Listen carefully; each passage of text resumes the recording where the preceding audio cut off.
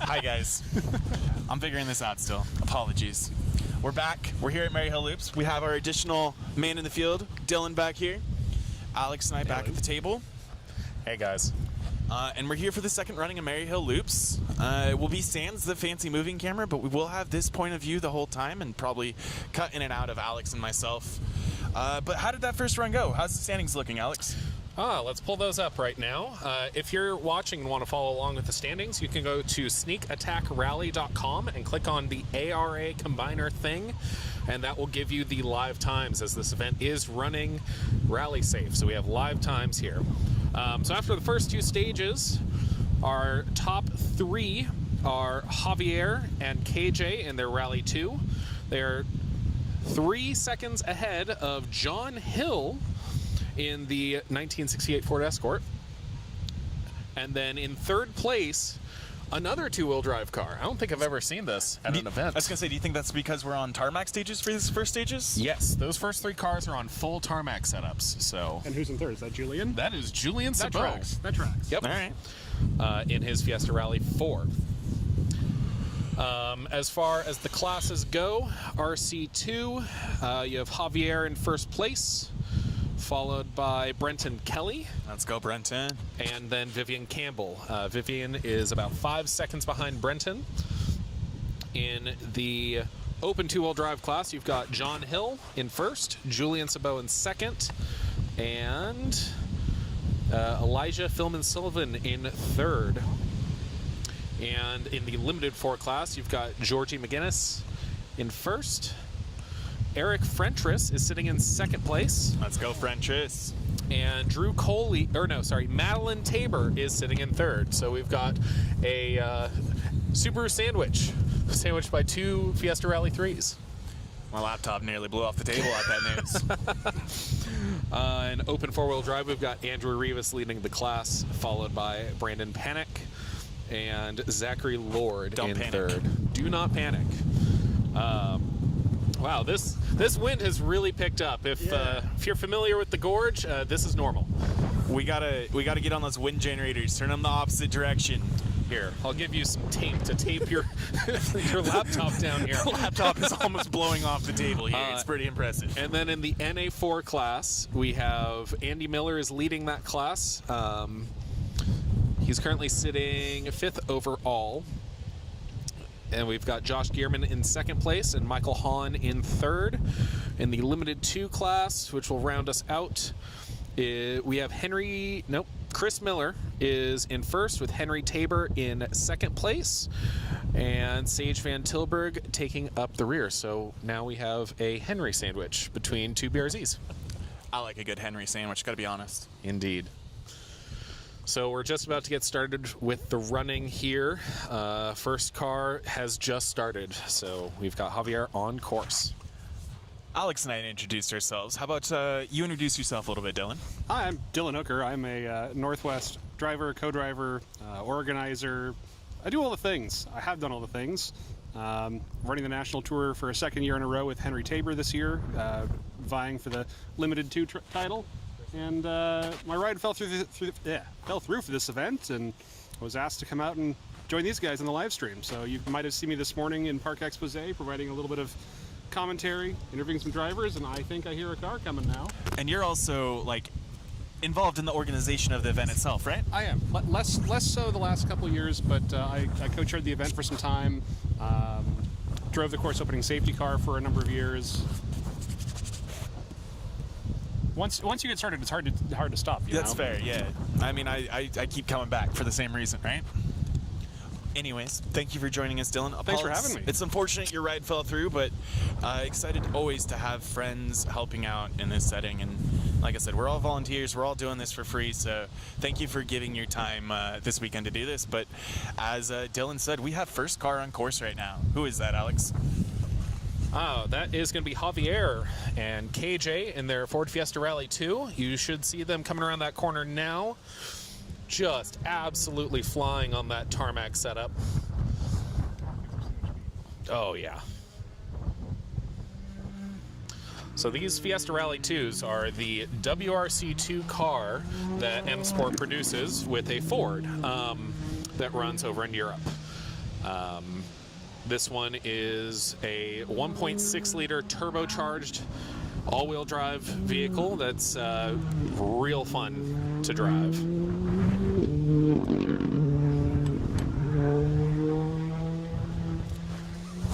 Now you guys should be able to see that. I'm not sure why the video wasn't actually playing through the camera, but I think it's working now. It was stationary there. But yeah, they just flew on by. KJ and Roberto? No. Nope, KJ and Javier. Javier, that's right.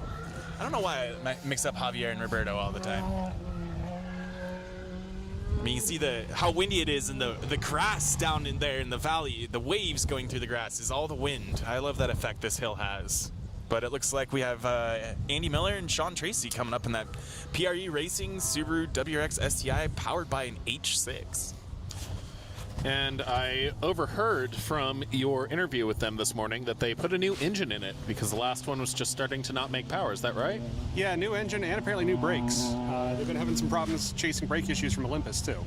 Yeah, I recall that he had done a brake upgrade in the front, but not the rear, and that may have caused some issues for them at Olympus.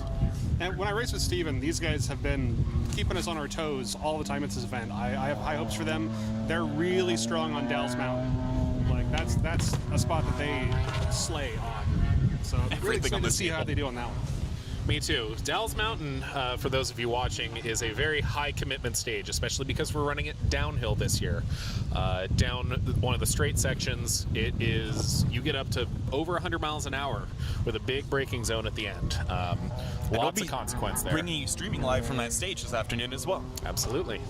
But it looks like we got Brenton Kelly on course now. That is Brenton Kelly in the Stephen Red Racing Ford Fiesta R5. Little tidbit of information, the R5 is the Mark I predecessor to the Ford Fiesta Rally 2. So they're very similar cars, but very, very different cars. I'm not going to ask you to do it now, but I'm going to need a diagram explaining the logic of how they went from R5 to R2. It's very simple. The FIA changed the classing for how they do rally cars back in 2019-ish. It used to be Group R5 was the class that car was running in, and they changed it to a pyramid. So now Rally 1 is at the top, then Rally 2, Rally 3, Rally 4, Rally 5. Sounds like a pyramid scheme. Can you draw out that diagram on the toilet paper in a hotel room later? I can probably do that for you, Austin. Thank you. You're welcome. Next on course, we have Julian Sabot, who's currently sitting in third place overall. He is running a full tarmac setup on that Fiesta Rally 4, which, as a reminder, is front-wheel drive and a 1-liter 3-cylinder engine. And it looks like it's half-dipped. I love that car. Sorry. I am wrong. I was going to say, I think that might be the wrong car. That is Georgie McGinnis, not Julian Sabot, in a Rally 3. That is my bad. You can see Georgie picking up the pace on this run of MaryHill. It still uses that little 1-liter 3-cylinder? It's a 3-cylinder. I do not believe it's a 1-liter, though. More like 1.4, 1.6, I think it's a 1.5. something like that. Yeah, that makes more sense. It's really interesting watching the cars come up this time around because the last few years we've run this, there haven't been opportunities for a tarmac change before this, so we've been running on gravel tires. So like the car that Brenton is running is the same one that Steven and I ran last year and took third in RC2. And it's a very different beast, and watching the line they take on tarmac setups is so different. But they carry a lot more speed into the corners, not nearly as much rotation. It just looks so much smoother, though. A bit more composed, really. Very much more composed. Granted, Steven also was, trying to see how sideways we could be through everything. Our goal was to slay all tires. I mean, you got to have fun if you're out here racing, right? Indeed. And a little bit of information is that Brenton is on tarmac tires, but still on gravel suspension. So you'll notice that car moves around quite a bit more than some of the cars that are on full tarmac setups. Next on the hill, we have Josh Gearman in his Easy 30 Flat 6 powered Subaru.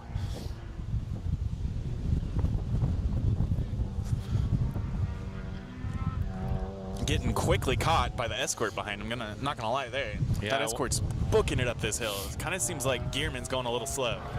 Well, he is being followed by John Hill, who is currently sitting second place overall in a Ford Escort. A classic Ford Escort at that. Yes, very classic Escort. With the Now- Millington. With a Millington. You know a bit about John and his car, don't you? This is his element right here. You know, he was a successful circuit racer before he got into rally. Pretty much all of it in Escorts, Lotuses. Just a phenomenal driver. This right here is his element. This isn't good now. He's a monster on gravel too. He's a fantastic driver. I had the chance to co-drive for him a few times at test days. No surprise that he's just eating the road up, chasing Josh down. That is an impressive time up the hill. That was really fast. We can tell you exactly what that time was here in a moment when Rally Safe updates after he crosses the finish line. But I can tell you that Javier shaved 1 full second off of his first run. Georgie shaved 4 seconds off. Brenton shaved a whole 10 seconds off, so he's starting to get comfortable in that car. And Josh Gearman lost 20 seconds, so I wonder if he's having some mechanical issues. Currently on the road is Madeline Tabor in her Rally 3 with Krista Skoukas in the co-driver seat. This is their first event together in a car, and they are running on a full gravel setup, so that's why you're seeing this car move around a little bit more on the road.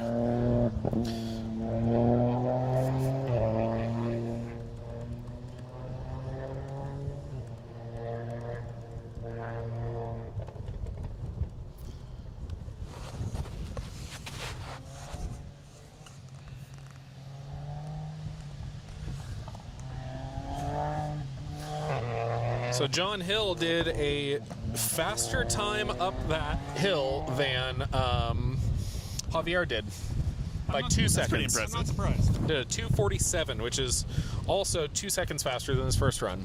So John Hill is your MaryHill stage winner for both runnings. Ooh, he got real sideways there. Easy, Andrew. This is Andrew Rivas and Tony Campbell in their I Super think they might be on Crosstrack. dirt tires, Alex. They 100% are on gravel tires. And I've known Andrew for several years now. He sure loves to get sideways in anything he drives.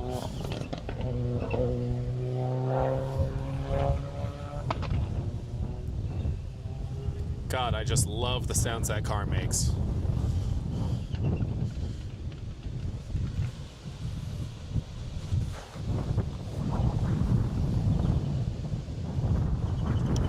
Our next racer up the hill is Vivian Campbell in his Mitsubishi Mirage.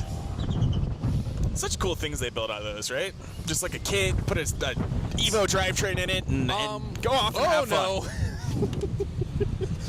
The darn wind has taken out our camera. Let's watch Austin fix that real quick. Yeah, we've got Vivian coming up the hill right now. That is an Eureka R4 kit that they don't make anymore, so they now have to fabricate their own parts over at Thompson Racing Fabrication in Michigan.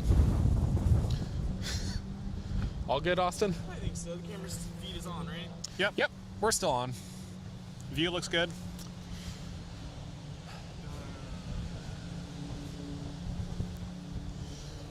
Nice clean run from Vivian there. Set this back over here.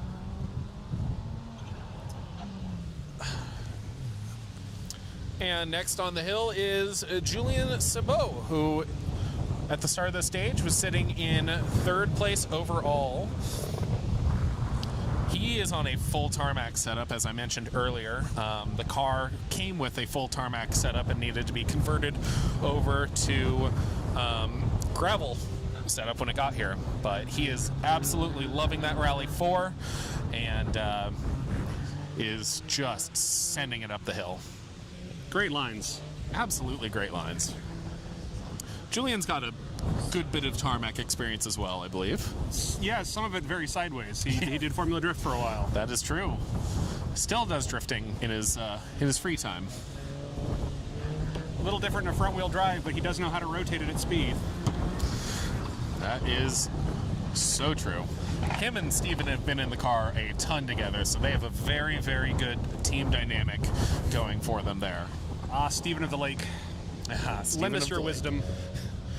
Next up, we've got Henry Tabor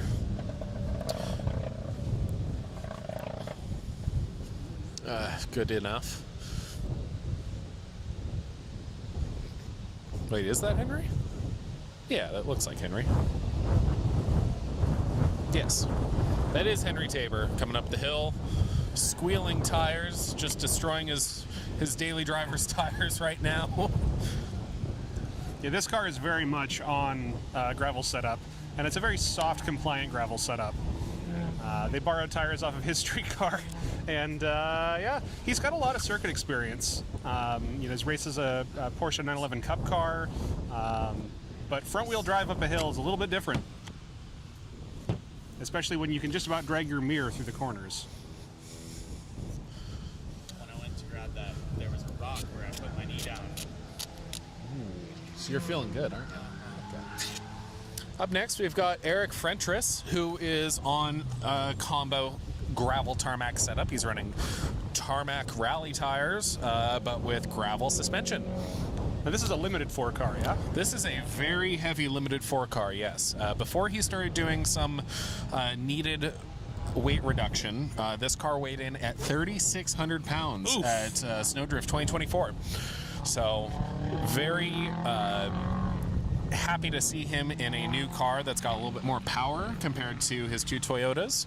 And being in the NA4 class myself, it's going to be fun to go up against him when I finish my car. His drive in his Celica was impressive last year. Absolutely. I mean, he was able to achieve a nearly 50 speed factor out of a car that could it even go 50 miles an hour. And he's just a darn nice guy. Oh, the nicest. Super nice. Alright. Prices inverted. Thank you, Austin, for your tech support there. Yeah, everything's blowing over. That's the status update. Send zip ties. I have zip ties. We can fix this. We need all the zip ties. Well, we'll see how our spot on Dalles Mountain is. It might be, I think he'll be in the shadow of the hill there somewhere. yeah, might be a little bit better at the ranch. Right now, we've got Jeffrey Olmsted coming up the hill, I believe. Maybe some tarmac tires on there. Also NA4. Yes, also NA4, one of the few remaining with a 4-cylinder engine. It feels like the H6 has really taken over that class across the country. Thanks, Chadney. Thanks. Hey, I'm not the first one that did it. You can blame Andy. That's true. We're going to give a quick shout out to all of our sponsors right now. We're at the Oregon Trail Rally, and this would not be possible without Dirtfish Rally School, O'Reilly Auto Parts, O'Reilly's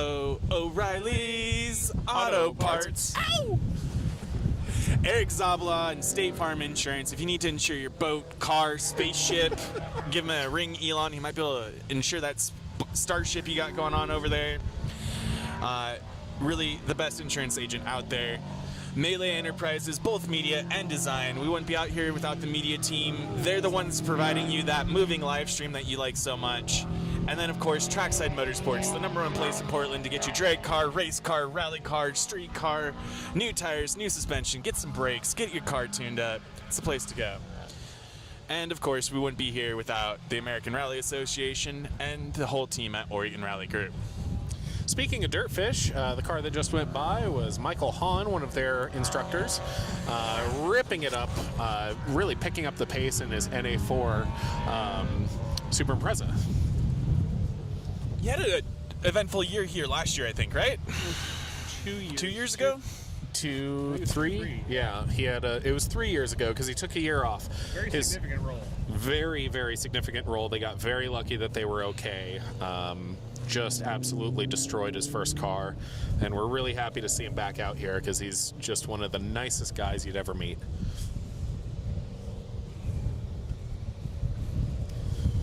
Way too Chadney, the live stream, huh? Chadney, the live stream. Who said that? I can't tell. Cascadian Rally Team 9023. Thank you, Kyle and Jen. Hope you guys are having fun out on stage volunteering. Thank you for all the volunteering you guys do. We really appreciate you. Jay Schweitzer, we could use a bungee probably like 16 snap bolts, 4 ratchet straps, and like 1,000 pounds of lead, and we would still be blown over here. I think we need some 2-inch lag bolts, honestly. Yeah. Just screw into the ground. Is that off center? I think that is off center. Oh no, this is off center. Oh, that would have been embarrassing. So you just watched Drew Coley go up the hill in his Super Impreza, and now you're getting to watch the fire-breathing monster that is Pat Darrow's Volvo 242.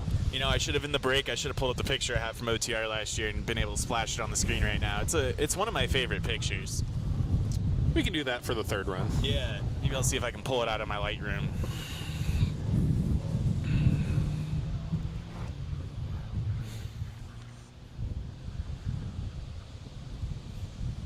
I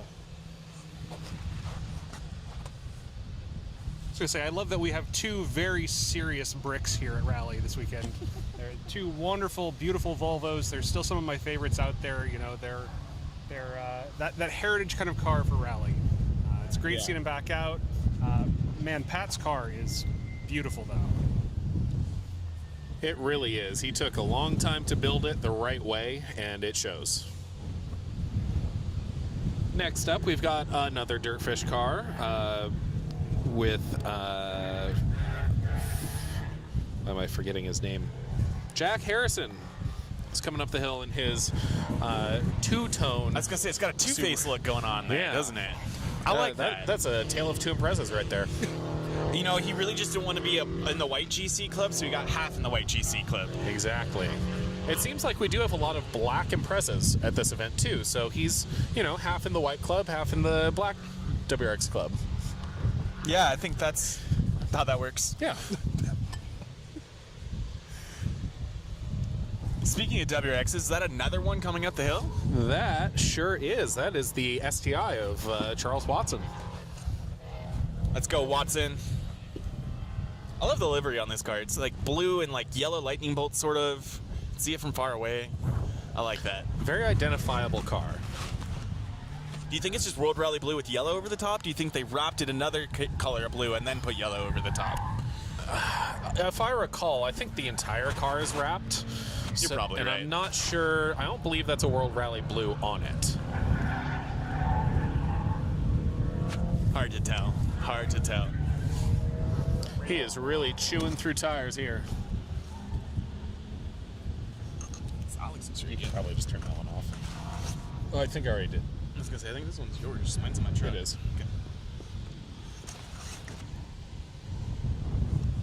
Okay. Next. Another Tabor. Yep. This is Henry and Madeline's dad, Mark Tabor. It's like, not today is his birthday, but next weekend is Mark's birthday. So everyone wish Mark happy birthday in 7 days, because I know y'all remember that. Happy early birthday, Mark. I got duped. I had a notification that said it was his birthday yesterday on my phone. Turns out it wasn't. Oh, technology. Hey, without technology, I would have wished him happy birthday in December. So.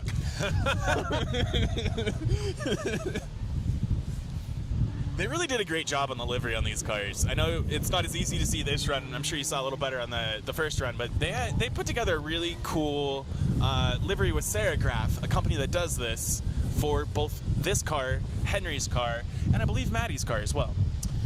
I do believe so. Yes.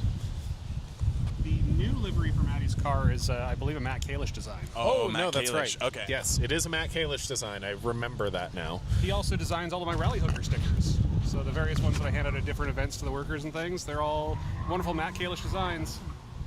I need to hit him up. I need a logo made. I also need to hit him up for a wrap for my car. Yeah. Matt, if Paging you're listening, Matt, could you show up to the send top me a of message. MaryHill so we can discuss this? We got Sean Duro running up the hill again. As you remember last round, he stopped near the finish for about 3 minutes and then continued on. We're not sure why, but hopefully he's got it all sorted out now. They were at Olympus too, right? Yes, they were at Olympus. They almost ran over Travis Pastrana, funny enough. I remembered that conversation when he turtled the AR-25, whatever they call L. Yeah, That's what the they call ARA-25L. That's what it is. I was one letter off in that acronym. Yeah, Shondaro came right through there and Decided nearly to got TP climb himself. the hill. On the inside of the corner.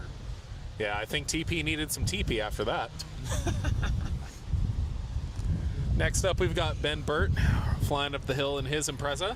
One of the few Imprezas out there that does not have a wing on it.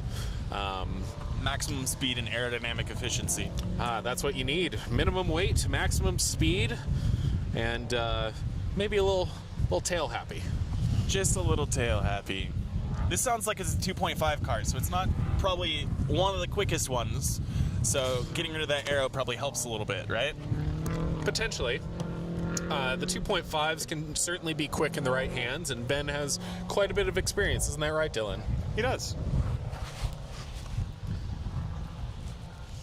Ooh. Brisk.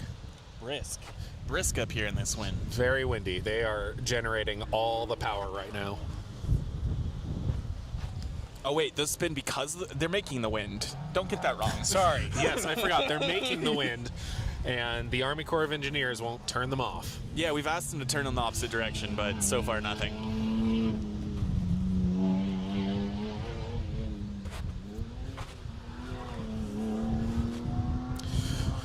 We got Roman coming up in the E36. Just absolutely ripping. What's chat saying?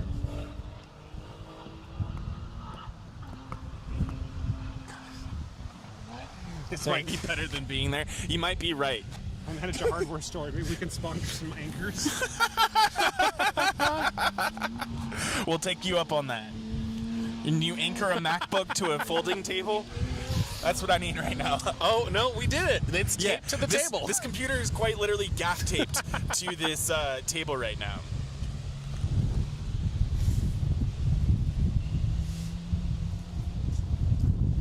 And the screen is actively blowing down.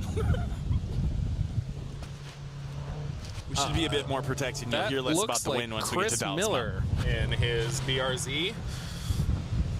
The FA24 makes quite a bit more power than the FA20, so it's been fun to see people starting to swap it into their first-gen BRZs.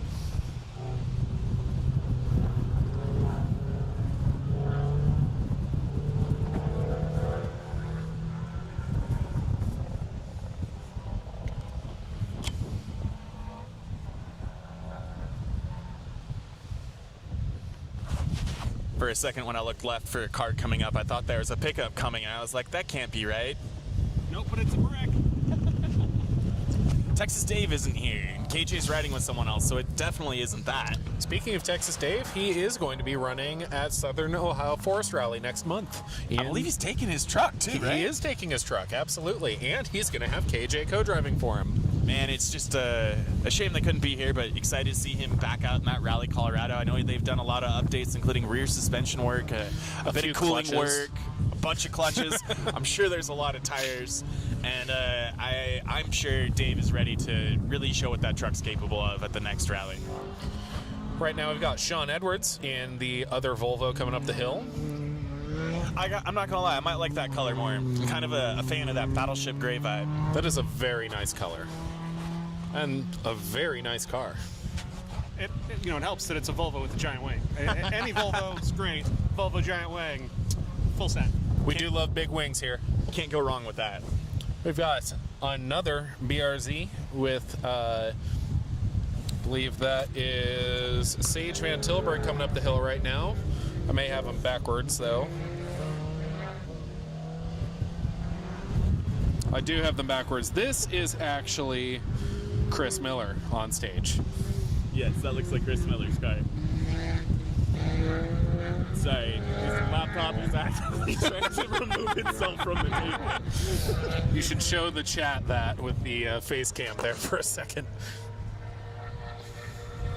So we have this gaff taped to this table at this point, and it's actively trying to blow that way. It's kind of a problem.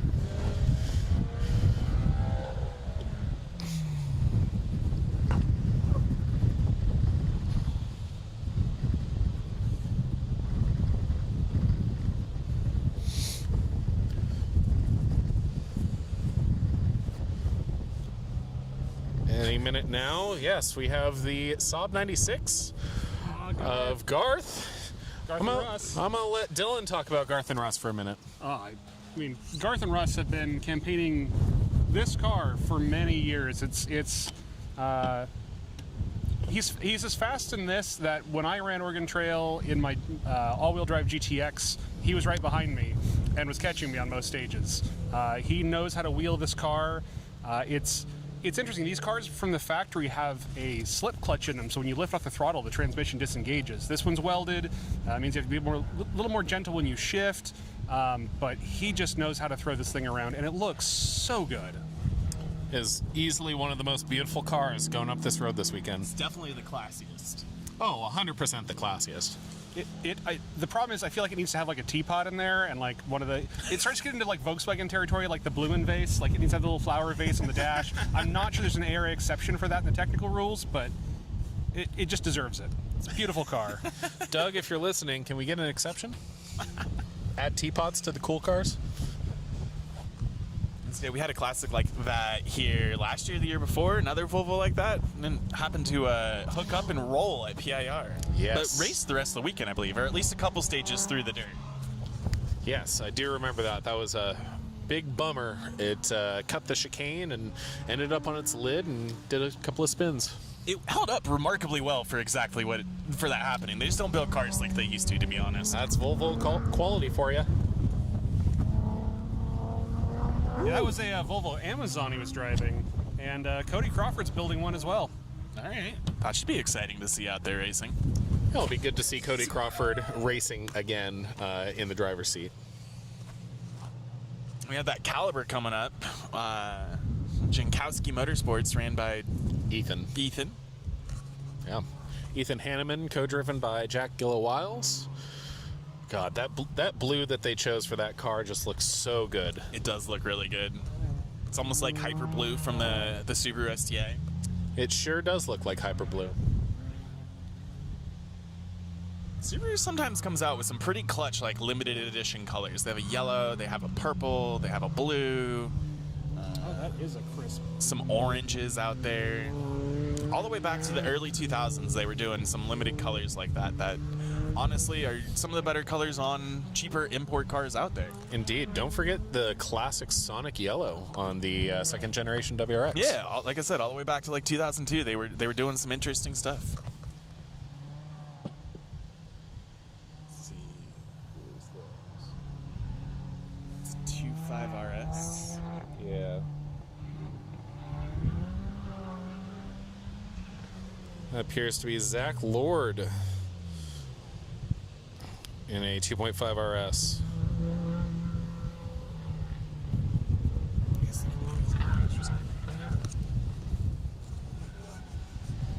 Yes, that is Zach Lord and Garrett Larson in that 2.5 RS. They're definitely picking up the pace after some troubles at Olympus. So good to see them pressing on regardlessly.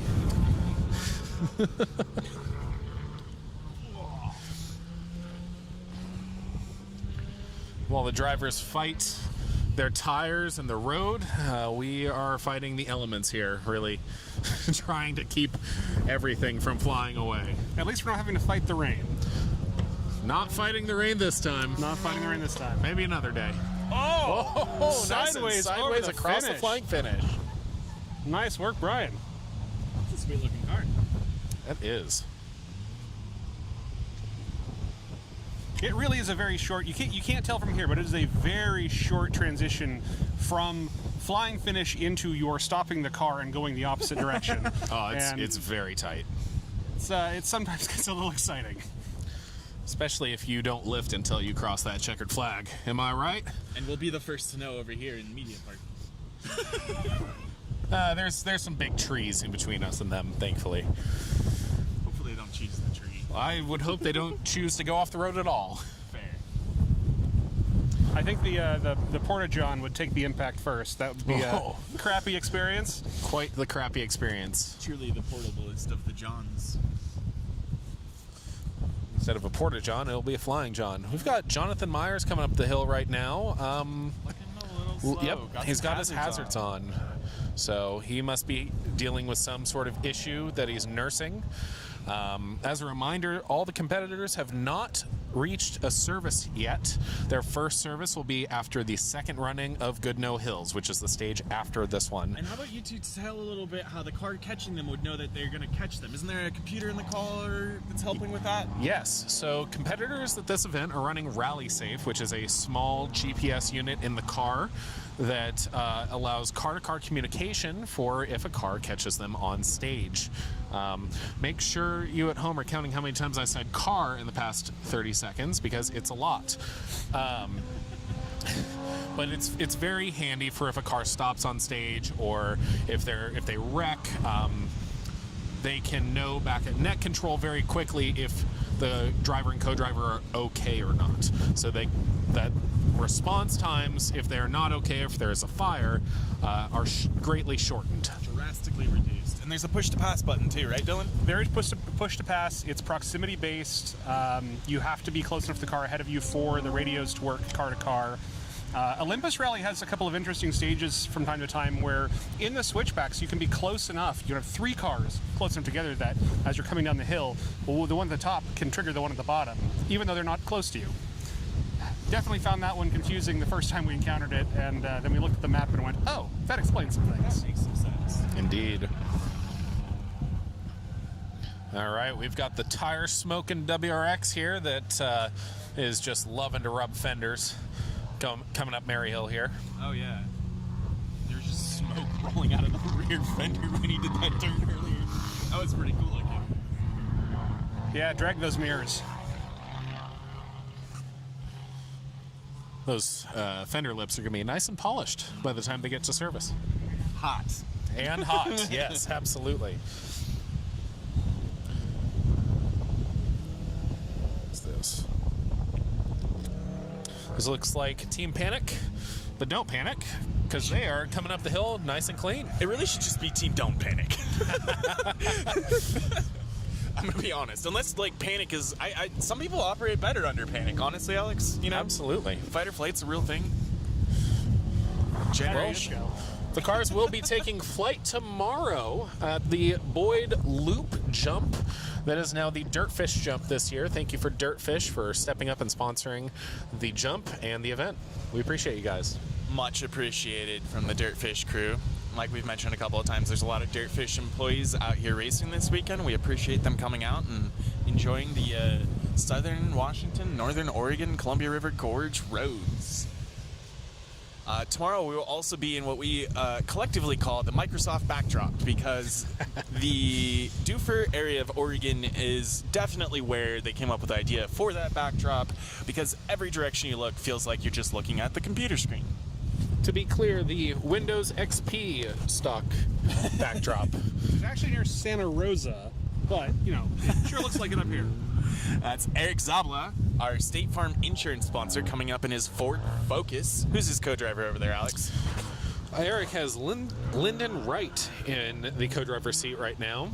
He's been racing at this race for quite some time. I know Mike and I have talked about him for at least 3 or 4 years now. It's exciting to see him out here competing, and we deeply appreciate his support. Like we've mentioned, if you're looking to get your car, boat, spaceship, race car, drag car insured, Eric's the man. Hit him up. All the information is available on the Oregon Trail website. Don't forget your home.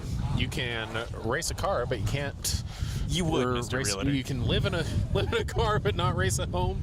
Something like that. I can race a home. Watch me. If I lived in my car and it were my home, then I would be racing my home. Subscribe now to see Austin race his home. That's what we're already doing. What do you think I drove here? Now I just want to see somebody drift double wide. You're gonna need a lot of horsepower, Dylan. Hey, it's on wheels at least. Yeah, it is on wheels. Think you get a double wide up MaryHill? Some of those turns may be a little tight, especially up towards the top. I'm loving your bug eye with the wing. Yes. Yeah, we were talking about that. Dylan, which is your favorite generation Subaru WRX? I mean, like I said, bug eye with the wing will always do it for me. I was building one. I ended up selling the chassis off. It just, I don't know. Like, I've got a 19 STI. there's something about the early GD chassis, just the soft bug eyes, but a big mean wing in the back. So choice. Definitely agree. No, Travis and the Subaru Motorsports team are not here this year. This is a super regional event and not a national series event. We're hopeful to be a national series event next year as the schedule reshuffles. And we'll have potentially Friday, but more of those national teams and big names that you're looking for back. Right now, coming through these curves is Karen Jankowski in her Neon SRT4, just absolutely tearing it up the hill. Like we mentioned earlier, this is her 20th anniversary of competing at Oregon Trail Rally. It's just pretty crazy. She's also heavily involved in the organization of the event, and She was chair for many years. Yes, it's she was. awesome to see her out here racing again, and happy to support the event. I mean, if we could figure out a way to get Travis out here drifting a double wide up MaryHill, I'll come out here with at least a cell phone and record it.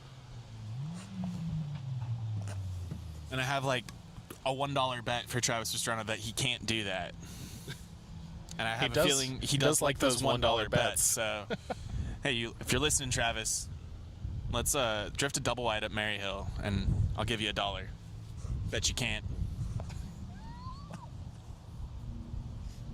Right now, we've got Steve Greer in the first generation Subaru Legacy and the Colin McRae scheme coming up the hill. Such a cool classic livery. I always love a good throwback like that. And this family's been in the P&W rally scene for absolutely ever. And like we mentioned earlier, an unfortunate incidents with this car a couple years ago. Glad to see a rebuild happened and excited to see them out here competing this year.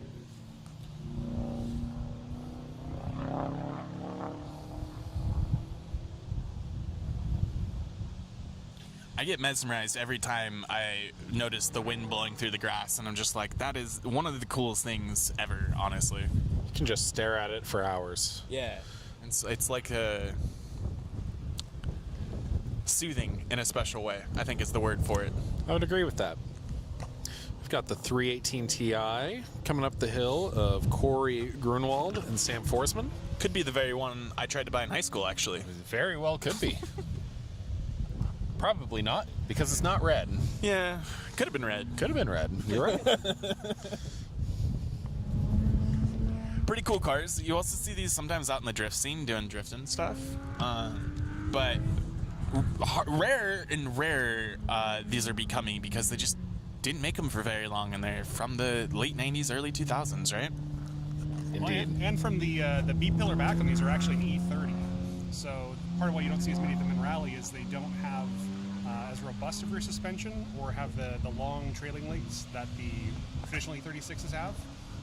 I raced in an E36 318 Ti with Peter Vigenti for a couple of years, and it's they're very capable cars, especially the fact that you can full like M3 swap them, put lots of power, put whatever gearbox in you want. They're rowdy. They're very short wheelbase, a lot of fun to drive. That's it. Tonight I'm adding a the more you know gif to this stream. We've got the Subaru WRX of Craig Evans coming up the hill now with a very cool livery. Hoosier livery. I didn't catch that the first loop. That's a sweet looking livery on that car right there. It sure is. You've got the nice gradient from white to black, nose to tail, and one of the other Imprezas that has no wing at this event.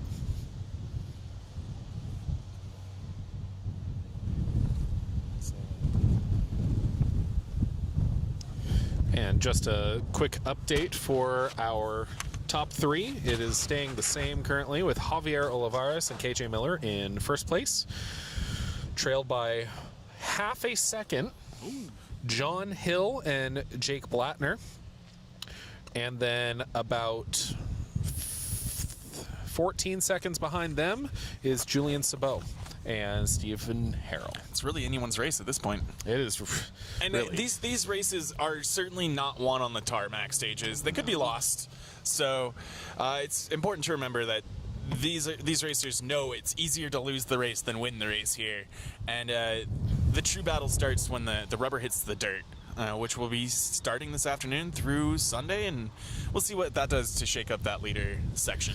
It should absolutely shake up the leader section because those P2 and P3 only have Rear-wheel drive. two-driven wheels. Yeah, you got some rear-wheel drive cars up there. Rear-wheel drive And and a front-wheel front, drive. yeah. Yeah, you've got all three in the top three this right now. We like a good variety here in the B&W. Just like this lime green car from Team DPRK Racing, Jacob Sturgeon and Isabella Cook. This is Isabella's third rally now, and probably Jacob's 8th, 9th, something like that, in Devastator. He has been racing Oregon Trail Rally every year except for one since it would be 2019. Yep. Best car number as well. Yep. Oh, yes, 369. Really awesome seeing him out here. He got some new wheels on that car, I think, right now. Some shiny purple. Yes, apparently he cracked 3 wheels at Olympus just to show you how rough that event really was. And what's crazy is I feel like it was the smoothest Olympus on record. I mean, I You thought- were running towards the front of the field in an R5. It's true, I was. But like the roads, I think were some of the smoothest I've seen out of Olympus. You know, Wildcat historically has been one that even on transit into the stage, like you almost want to wear a mouth guard. I can confirm Chattering that. around. Ooh, A little lockup from Jacob little after the lock-up finish across up the here. finish for Jacob. He almost gave someone a real shitty time with that porta potty. Oh, sorry. I mean, crappy. He knew what they were doing. Gotta love that smoke and tire smell. We've got Josie Rimmer coming up in the Element Rally Sport BRZ with Michelle Miller co-driving for her. I caught up with Richo this morning and I asked why he wasn't racing, and the answer was Josie stole my co-driver. Hey, that's a good answer. It's like a commodity. You want to make sure you have a good team when you go racing, especially Richo will be in a new car at the next event. He's breaking out of his two-wheel drive. He is going into a Rally 3.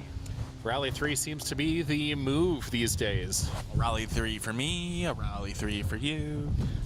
Rally 3s for everyone for the low, low price of 150 grand. I was really expecting you to rhyme there. Well, I might have to turn off your mic next time.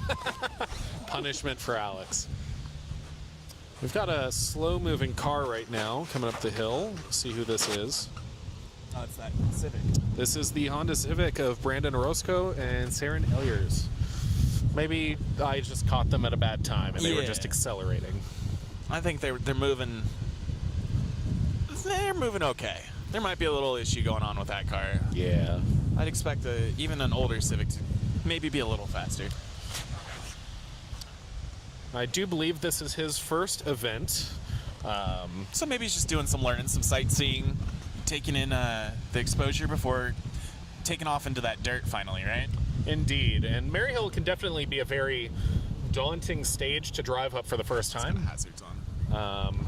He does have his hazards on, so there must be a problem that he's managing right now. He's being reeled in by Lee. Or at least Yep. a turn signal.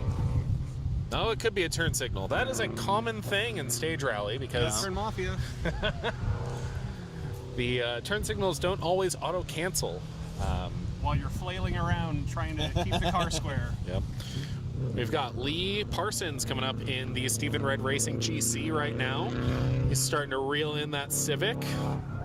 This is he builds cars, but I believe this is his first time actually running a stage rally. It's his Great to see him first out time here. out That is here. correct. This is his third stage ever now. He's always been a big helper in rally. He's a fantastic fabricator and mechanic.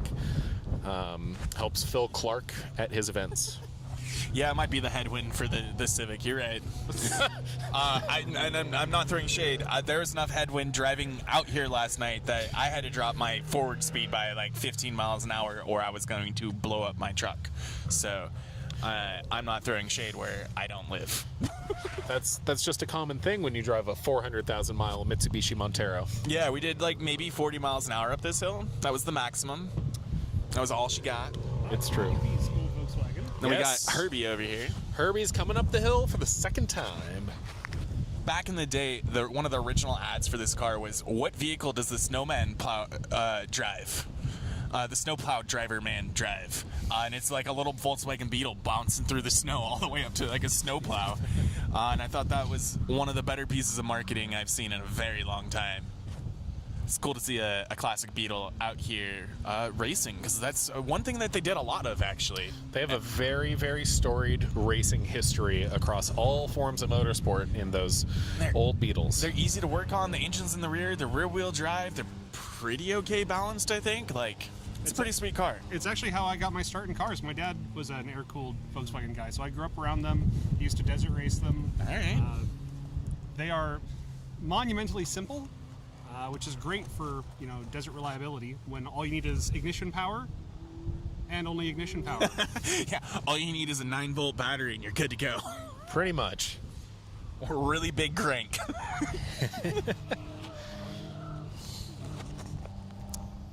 Right. We are nearing the end of this pack, I believe. Yes, that is Miguel and James coming up in their Super Impreza. We have 3 more cars total. That was one of 3. We do have a couple of DNFs, unfortunately, to report on. We've got Bo and Arnie in their 2005 Impreza. They did not complete stage 2, so they have DNF for the day. Hopefully we'll see them back out as a non-competitive entry later today and a Super Rally tomorrow. Zach Arnold and Jack Cruz in the Volkswagen Jetta did not start MaryHill 1. They were having issues with their distributor, so hopefully they are able to get that sorted and get back out here for tomorrow. Those were some monumental backfires that we had this morning over in Park Exposé. You guys were out here setting up, but it caught a lot of us off guard. Oh, yeah. I hear their cam position sensor might be the at fault for that, Okay. But hopefully they figure it out.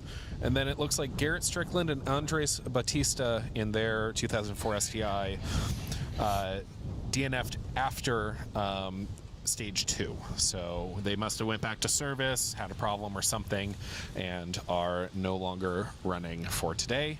We will hopefully see them super rallying tomorrow. Here comes our last competitive entry, because I see Sweep is on course. Correct. We have our last competitive entry, which is Bill Baxter in his 2005 Ford Focus. They better pick it up or Sweep might catch him. My first rally was Oregon Trail 2007 in a Geo Metro. And years later, I was talking to our Sweep captain, Jeff Dietz.